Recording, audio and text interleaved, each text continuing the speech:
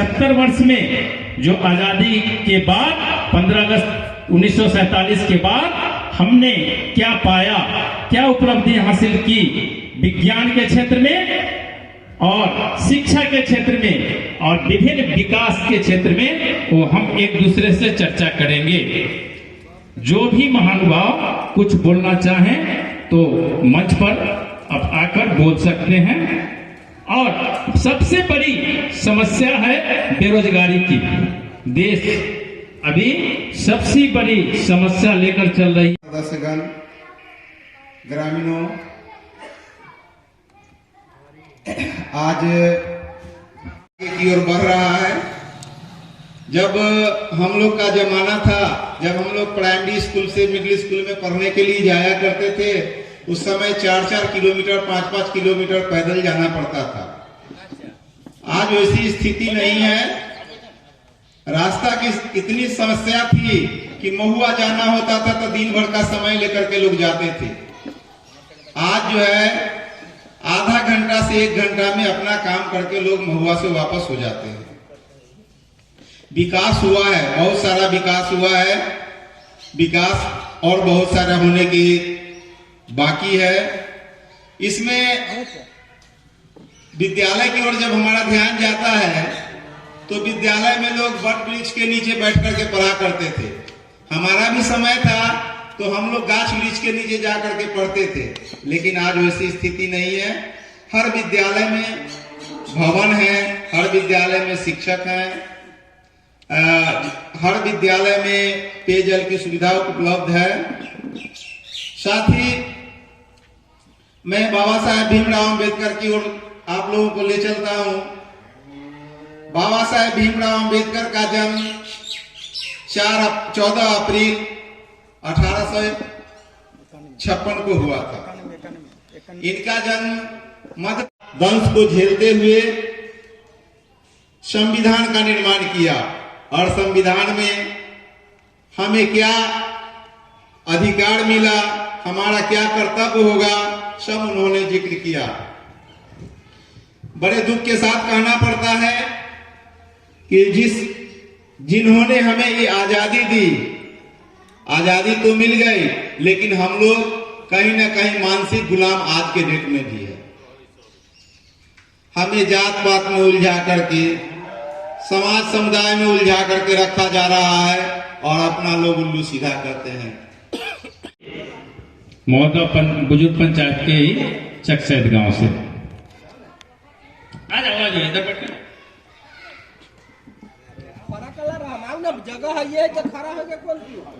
आजादी हमको ऐसे नहीं मिली, बहुत सारी कुर्बानियां देनी पड़ी। अतः उन कुर्बानियों को ध्यान में रखते हुए हमें अपने आने वाली पीढ़ी को यह याद दिलाते रहना है कि हमारे पूर्वज जो 200 वर्षों तक अंग्रेजों के गुलाम थे और कैसे वे हमें आजादी दिलाए, और उस आजादी को बरकरार रखने के लिए हमें मानसिक रूप से अभी भी हम गुलाम हैं। ये मानसिक रूप से जो गुलाम है, इस गुलामी से अब हमें निजात पाना है। अभी रमेश पासवान जी जो शिक्षक है, ये बोले बाबा भीमराव अंबेडकर। ठीक है, वो एक ऐसा पीरियड था जिस पीरियड में हर किसी ने संघर्ष किया, संघर्ष करके ऊपर उठे। अब हम लोग इस लेवल पे आ गए हैं जो हम लोग उस चीज को भूल करके और फिर एक नई चीजों को हम लोग ला करके यहाँ पर अपने जगह में लाएं, जिससे कि हमारे जो बच्चे हों वो ज्यादा से ज्यादा शिक्षित हो सके, ज्यादा से ज्यादा रोजगार उन्मुख हो सके। आज के डेट में हम समझते हैं कि कोई ऐसा घर नहीं है जिस घर से कि 2-4 लोग बाहर नहीं रह रहे हैं। तो एक सब आदमी का ह्यूमन टेंडेंसी होता है कि अगर दूसरे के पास कार है तो मेरे पास भी हो, दूसरे के पास मोटरसाइकिल हो तो मेरे पास भी हो। बस यही एक सबसे मुख्य चीज है जो हम सब लोग अगर बाहर देख रहे हैं तो हम चाह रहे हैं कि वो चीज का इम्प्लीमेंटेशन हमारे पास भी हो। अभी हमारे लक्ष्मी ठाकुर, हमारे पुराने मित्र, हम लोग बहुत पुराने मित्र हैं, उन्होंने केरल का जिक्र किया।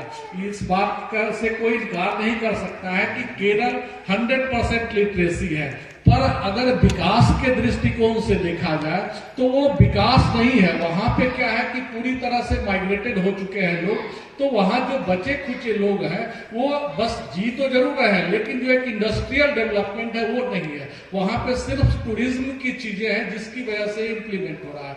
और सभी लोगों को पता है जो कोस्टल क्षेत्र है, समुद्र तटीय क्षेत्र है, उस समुद्र तटीय क्षेत्र का विकास शुरू से ही ज्यादा रहा है, क्योंकि पुराने टाइम से ही व्यापार का जो मार्ग होता था समुद्र तक होता था, नदी होता था।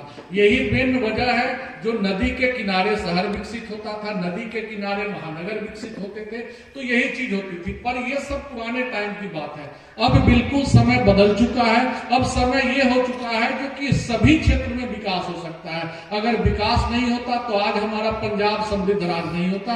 कहीं से कोई समुद्र नहीं जुड़ा हुआ है पंजाब के साथ। वहां के लोग सबसे ज्यादा माइग्रेट हो चुके हैं, बाहर रह रहे हैं, तो बाहर की सारी कल्चर को वहां पे लाया जा रहा है। आज हम लोग भी उस मुकाम पे हैं।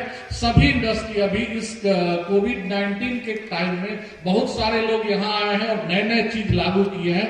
तो इन सारी चीजों को लागू करने से जो चीज यहाँ की भी जो व्यवस्थाएं उभर रही है, तो उसमें हम सभी लोगों को मिलकर के काम करना चाहिए। हमारे लक्ष्मी भाई हैं जो सबको सहयोग देख रहे हैं, सबको आर्थिक रूप से जैसे भी सरकारी सहायता होती है दिला रहे हैं। तो हमारा यही कहना रहेगा कि सब लोग शिक्षा के प्रति पूरी तरह से जुड़िए और एक डिजिटाइजेशन जो हो चुका है हमारे यहाँ, इंटरनेट की व्यवस्था हो, इंटरनेट से जानकारी लेकर के हम अपने क्षेत्र में जो जो चीजें हम कर सकते हैं। ये हमारा क्षेत्र एग्रो बेस्ड क्षेत्र है, एग्रो से रिलेटेड सारी चीज का डेवलपमेंट हम कर सकते हैं, उसमें हम लोग करना चाहिए।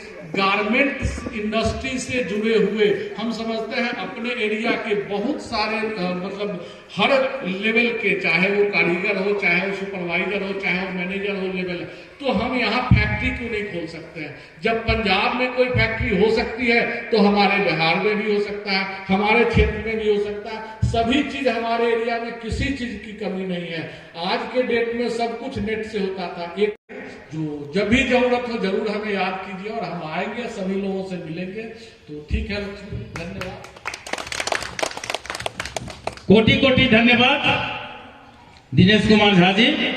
आप चूंकि बिहार से चल के दिल्ली के लिए तैयारी में थे। शिक्षिका अंशु मैडम जी, इस पंचायत के तमाम जनप्रतिनिधिगण, हमारे गार्जियन स्वरूप जितने भी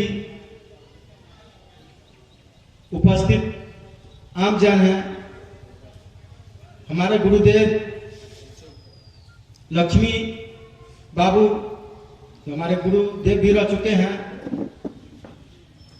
सभी आदमी को मैं तहे दिल से प्रणाम करता हूं। प्रणाम करके परिचय देना हम भारतवासियों के रग रग संस्कार में है। आज मैं विकास की बात नहीं करूंगा। महोत्सव चल रहा है, स्वतंत्रता दिवस। हमारा देश 1947 में आजाद हुआ। उसके पहले हमारे बाबा दादा गुलाम थे। एक दिन नहीं, 2 दिन नहीं, 4 दिन नहीं, कुल 1400 सालों तक हम सभी जानते हैं कि अंग्रेज ही 200 साल तक गुलाम रखा, लेकिन नहीं, इसके पूर्व भी यह सोने सा चिड़िया कहलाने वाला राष्ट्र, सभी चीजों से परिपूर्ण यह राष्ट्र, कौन सी कमी आ गई जो लगातार 1400 सालों तक हम गुलाम रहे? अपने यहाँ आज उद्योग धंधे की बात चल रही है। उस समय की मैं बात करता हूं जिस समय सलाई के खोल में साड़ी चौपेट कर रखा जाता था। ऐसे टेक्नोलॉजी हमारे देश में थे, ऐसे बहुत सारी उपलब्धियां थी, लेकिन हमारी भारतीय संस्कृति, भारतीय सभ्यता में काले जो अंग्रेज के चापलूसी करने वाले अंग्रेज इंग्लैंड के ही थे। उन्होंने यहाँ कर बड़ी चापलूसी से राज किया। वो भी देश पर उस समय आया। सरकार ने आजादी के महोत्सव की शुरुआत कर दी है। इस महोत्सव का आगमन गुजरात के साबरमती से हुआ है। गांधी जी ने दांडी मार्च की शुरुआत यहीं से की थी। यहीं से महात्मा गांधी जी ने दांडी मार्च की शुरुआत की थी। आजादी के सभी महत्वपूर्ण घटनाओं, आंदोलनों, महान क्रांतिकारियों के बारे में हम लोग जानते हैं। खुशी की बात है कि हमारे देश के 130 करोड़ जनता इस उत्सव में शामिल होंगे। भारत के ब्रिटिश शासन में 1947 में 15 अगस्त की आजादी मिली। जब भारत के महान स्वतंत्र सेनानियों द्वारा कई वर्ष के कठिन संघर्ष के बाद ब्रिटिश शासन से आजादी मिली। भारत के भगत सिंह खुदीराम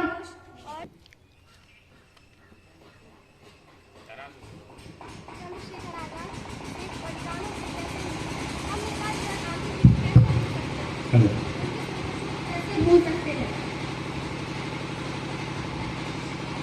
गांधी जी एक महान व्यक्ति थे जिन्होंने भारत को अहिंसा का पाठ पढ़ाया। स्वतंत्रता के बाद भारत को विज्ञान, प्रौद्योगिकी, शिक्षा, खेल जैसे कई क्षेत्रों में उन्नति मिली। हम अपनी सरकार चुनने और दुनिया की लोकतंत्रता का आनंद स्वतंत्रता पूर्वक ले सकते हैं। परंतु आज भी हमारे देश में आतंकवाद, भ्रष्टाचार, असमानता, बेरोजगारी जैसी समस्याएं। भारत के नागरिक होने का नाते हम लोगों को इस समस्याओं को दूर करना चाहिए। हम अपनी मातृभूमि की रक्षा तन मन धन से करनी चाहिए। हमें अपने भारत को विश्व में सबसे प्राचीन देश बनाना चाहिए। ना पूछो जमाने से कि हमारी कहानी क्या है, ना पूछो जमाने से कि हमारी कहानी क्या है। हमारी पहचान तो यही है कि हम हिंदुस्तानी हैं। धन्यवाद। जय हिंद, जय भारत। इस पंचायत के सभी वार्ड मेंबर, जो पंचायत सचिव जी और हमारे इस पंचायत के सभी गणमान्य महोदय, जनता महोदय, मैं उन लोग से हार्दिक अभिनंदन करता हूँ। आज के दिन हमारे देश में अमृत महोत्सव 75वां वर्ष दिवस मनाया जा रहा है। पहले की समस्या, आज की समस्या। पहले हम लोग अंग्रेजों के चंगुल में फंसे हुए थे। हम लोग स्वतंत्र नहीं थे, परतंत्र थे।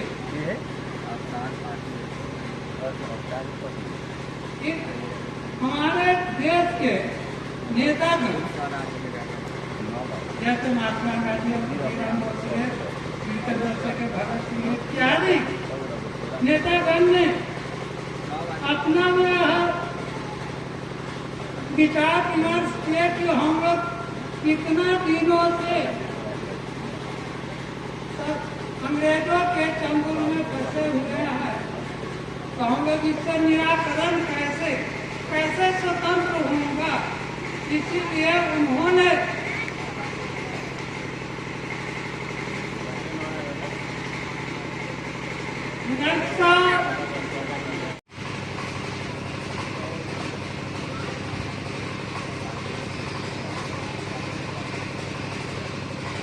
नहीं मनाया जाता, जो पिछले साल 15 अगस्त 2021 से ही मनाया जा रहा है और इस वर्ष भी मनाया जा रहा है और आने वाला 2023 के 15 अगस्त तक मनाया जाएगा। बहुत सारे लोग को ये समझ में आ रहा है कि आखिर ये है क्या। कुछ लोग कहते हैं पहले से नहीं होता था, ऐसा सुनने को मिला है मुझे। इसलिए हम सभी को ये ध्यान देना चाहिए, खासकर विद्यार्थियों से कहते हैं कि आप लोग इसको जानकारी लोगों को दीजिए कि पिछले साल 2021 को 75 वर्ष हो गया देश आजादी का 15 अगस्त को, और उसके बाद से ही अमृत महोत्सव मनाया जा रहा है। आगे 2023 में 15 अगस्त तक मनाया जाएगा अमृत महोत्सव के रूप में। और साथ ही ये तो प्रत्येक वर्ष मनाया जाता है 11 अप्रैल से 17 अप्रैल तक बाबा साहब भीमराव अम्बेडकर के जयंती के रूप में अपने अपने समय और दिन डेट के सुविधानुसार विभिन्न पंचायतों पर, विभिन्न प्रखंड मुख्यालयों पर, विभिन्न विद्यालयों में अपने अपने सुविधा के अनुसार। वैसे 14 अप्रैल 1891 में बाबा साहब भीमराव अम्बेडकर का जन्म हुआ था। उस समय इनको भीवा कहा जा रहा था, बचपन का नाम भीवा था, फिर भीम हुआ, फिर अम्बेडकर नाम रखा गया। ये गुजरात के अम्बेडकर जगह पर इनका शिक्षा दीक्षा 10वीं से हुई। प्रथम जो इनका जन्म स्थल था वो मध्य प्रांत बोला जाता था उस समय। 1891 में भारत का मध्य प्रांत बोला जाता था, जो वर्तमान में मध्य प्रदेश बोला जा रहा है।